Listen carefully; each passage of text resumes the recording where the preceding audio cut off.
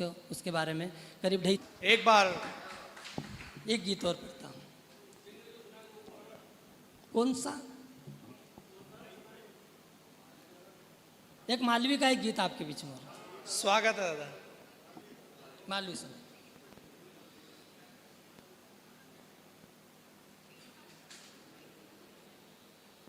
एक आंबा को ब्याह तो काफी लंबी रचना है। वो करीब 57-58 बंद है उसके, है ना। वो पूरा और आंबा को ब्याह के बारे में सिर्फ इतना ही बताना चाहता हूँ कि वो एकमात्र विश्व की ऐसी रचना है जो वृक्षों पर लिखी गई। आम का इमली के साथ विवाह करके मालवा के जो 123 वृक्ष जिनको मैं जानता था, उन 123 वृक्षों को मैंने रिश्तेदारी में कन्वर्ट करके पूरा विवाह आम का इमली के साथ संपन्न करवाया। और उसमें जो हमारी सनातन की परंपरा है, जो खानागार खरमाटी से लेकर के विदाई तक की, उसको सातंग, वरत, हल्दी, मेहंदी, नाई, तेली, बामन जो भी उसमें आते हैं, उन सभी को लाने का प्रयास किया। और करीब 3 साल मुझे उसको लिखने में लगे और वो मेरी मेहनत जाया नहीं गई। आज 3 विश्वविद्यालयों में उसको पढ़ाया जाता है। देवी अहिल्या विश्वविद्यालय, बरकतुल्लाह विश्वविद्यालय भोपाल और विक्रम विश्वविद्यालय उज्जैन का जो 6ठा प्रश्न पत्र है उसमें उसके बारे में करीब 2.5-3 पेज का मैटर है। मैं एक गीत आपके बीच में रखता हूँ। आज देशभक्ति का माहौल है ऐसा। हिंगोट के वृक्ष का भी उपयोग किया है, जिक्र हुआ है। जो हिंगोट वृक्ष है उसको कि शादी में तो आतिशबाजी होती है ना, तो मैंने आतिशबाजी किससे करवाए, तो हिंगोट से अच्छा कोई ऑप्शन नहीं था। मैंने हिंगोट से आतिशबाजी उसमें विवाह में करवाई है। और गौतमपुरा का उसमें जिक्र भी किया है मैंने कि ये गौतमपुरा में एक प्रकार का विश्व प्रसिद्ध मेला लगता है। मैं कुछ बंद उसके आपके बीच में रखता हूँ, सुनिएगा। स्वागत है दादा।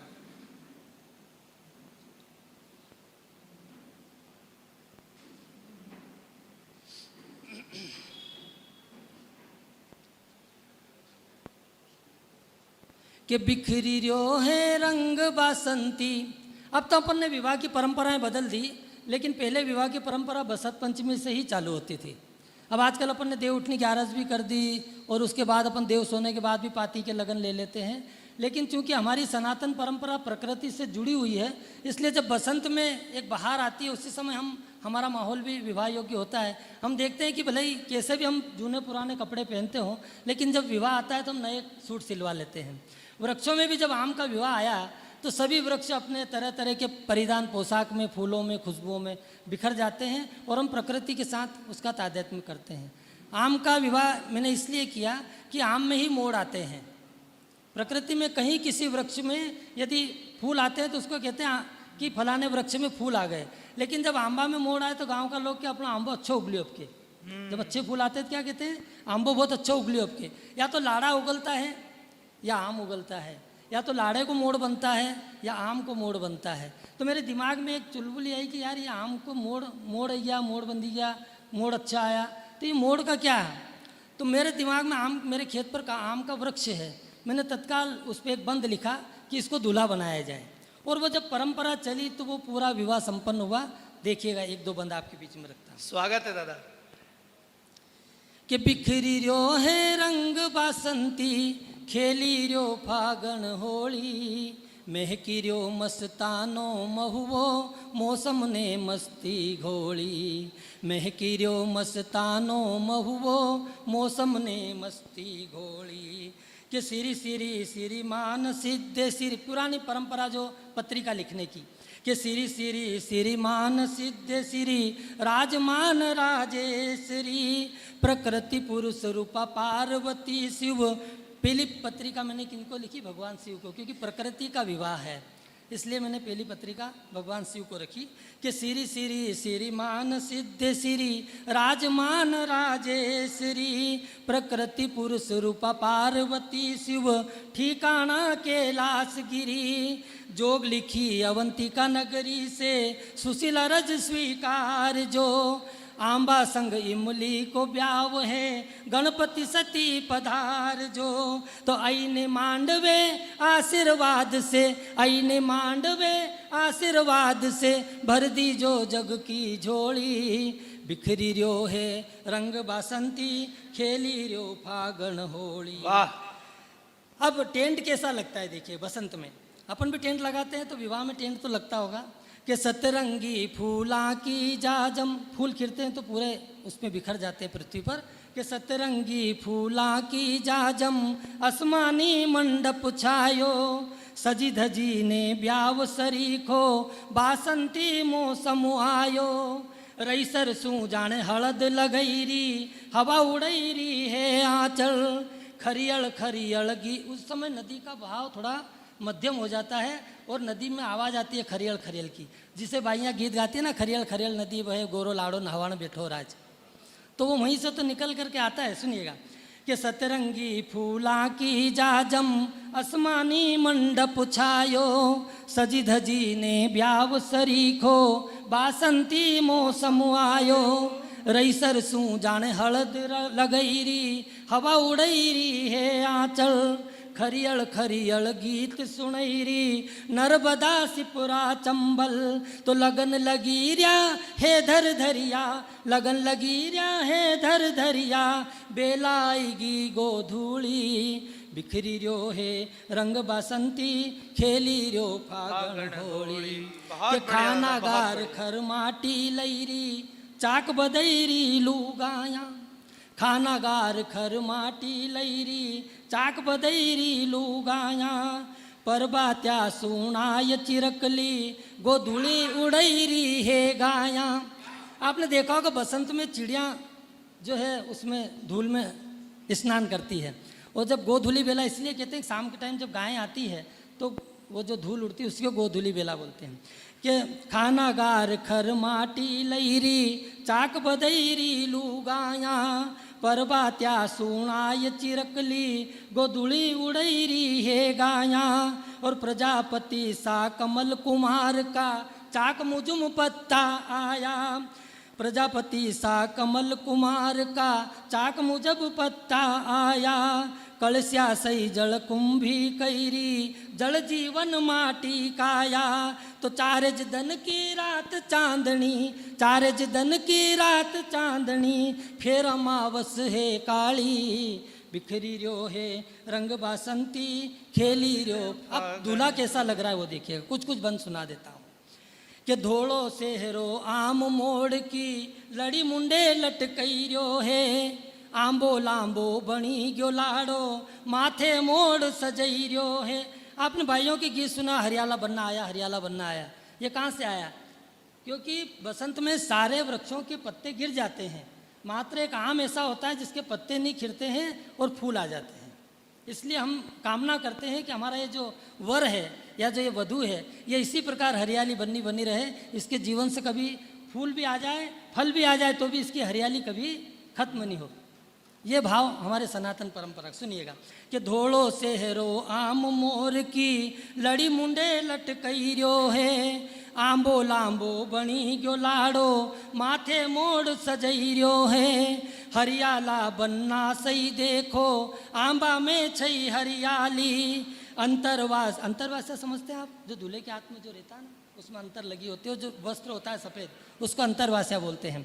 कि अंतरवास्या सी आंबा से सोरम उठरी मतवाली, तो लाड़ो बनी उगली रियो आंबो, लाड़ो बनी उगली रियो आंबो, कातेली का तंबोली बिखरी रियो है रंग बासंती, खेली रियो फागण होली।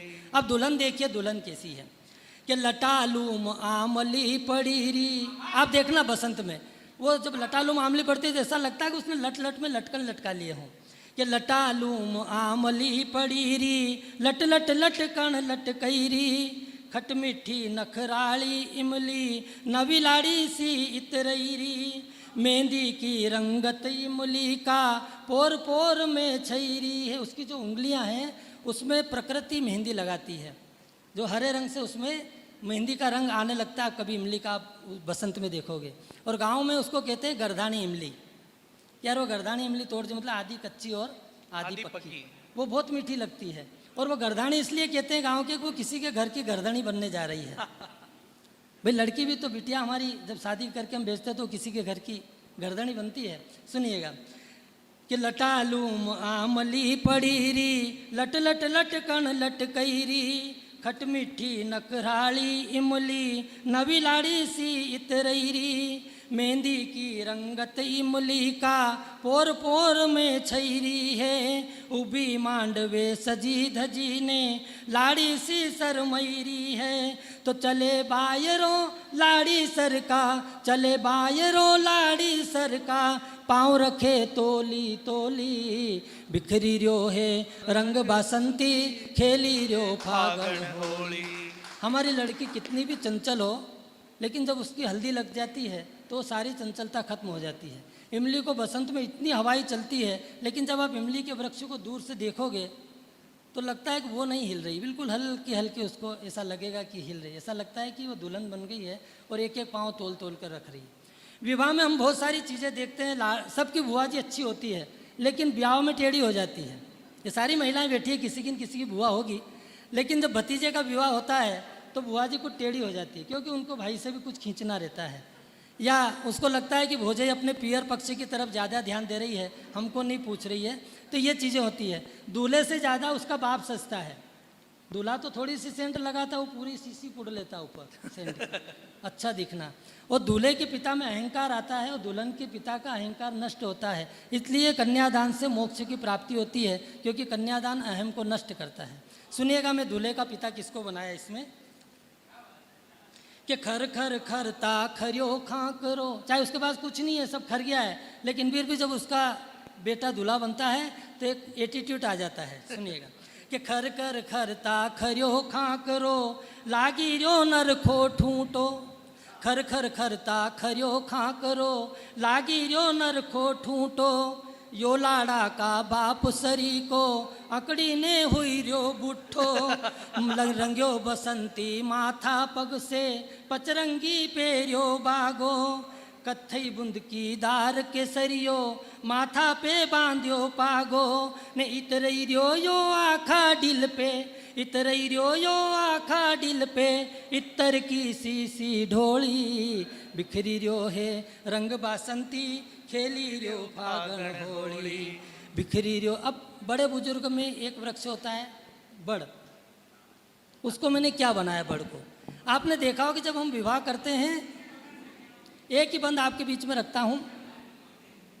जब हमारे यहाँ विवाह होता है तो जो बड़े बुजुर्ग होते हैं वो हर बात में टांग अड़ाते, अरे हमारी टाइम में तो ऐसा नहीं होता था, अभी डीजे ले आया, महिला संगीत ले आया, हमारी टाइम में ऐसा नहीं होता। हर पीढ़ी का यही, तीसरी पीढ़ी पर जा कर के हम भी जब आएंगे, हमारे बच्चे जब बड़े होंगे, उनके यहाँ बच्चे होंगे, वो शादियाँ करें, उनके हमारे टाइम में ऐसा नहीं होता था।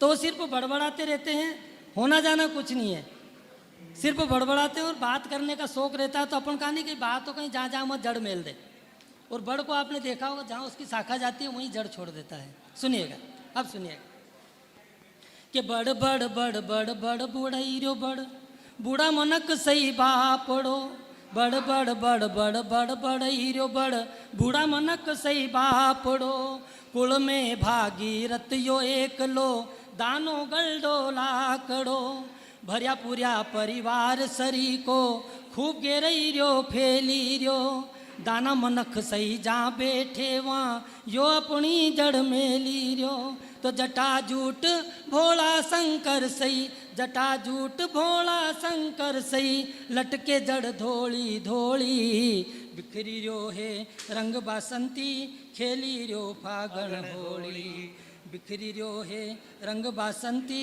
खेली रियो फागण होली। हिंगोट वाले में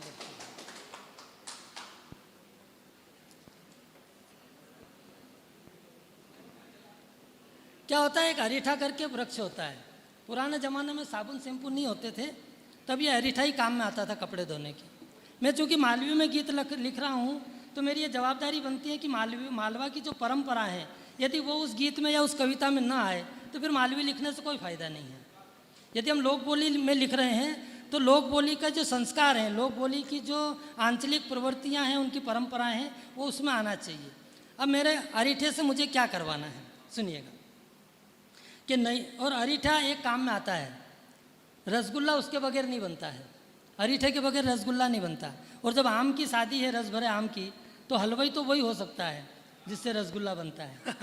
सुनिएगा कि नई धोई ने तैयार वही गयो हलवई सैयो अरीठो नहीं धोईने तैयार वही गयो हलवई सैयो अरीठो दूध शक्कर की मिठाई बनई रो रसगुल्लो मीठो मीठो तो नाची रहा है मोर मोरनी हरण हरणी संग दौड़ी रहा ने इंगोरियो हिंगोट हाथ में लईने फटाका फोड़ी फोड़ी रहा। रिया वाह इंगोरिया का जो वृक्ष है वो फटाके फोड़ रहा है ये नाची रहा है मोर मोरनी हरण हरणी संग दौड़ी रहा इंगोरियो हिंगोट हाथ में लईने फटाका फोड़ी रहा तो धमा चोकड़ी खूब मचई रहा धमा चोकड़ी खूब मचई रहा कहीं होली कहीं दिवाली बिखरी रियो है रंग बासंती खेली रियो फागन होली। बहुत बढ़िया दादा बहुत बढ़िया। यहाँ बुआ जी बैठी है इसलिए मैं एक बुआ जी का बंदोर पढ़ दूं फिर अपना स्थान लूं कि बोर बुआ जी सईद बोर बुआ जी ई लाड़ी खा देखो कितरा इतराना बोर बुआ जी ई लाड़ी का देखो कितरा इतना इतराना माथे बोर गुथी ने सबका माथे थे पीरी छाना एक कांटो सीधो एक बांको बुआजी सही तीखो राखे सीधी आंगली घीनी निकले एक उंगली बाकी राखे तो बुआजी का छोरा छोरी सही बुआजी का छोरा छोरी सही चीचड़ी या बोर जाली बिखरी रियो है रंग बासंती खेली रियो फागण। बहुत बढ़िया दादा बहुत बढ़िया। और मालवी के गीत आप सभी ने निश्चित रूप से पहली बार सुने होंगे। इतना उत्तम इतना भव्य इतना विराट और इतना सफल काव्य पाठ आदरणीय दादा ने किया। अब मैं कार्यक्रम के आभार व्यक्त हेतु आदरणीय राव सर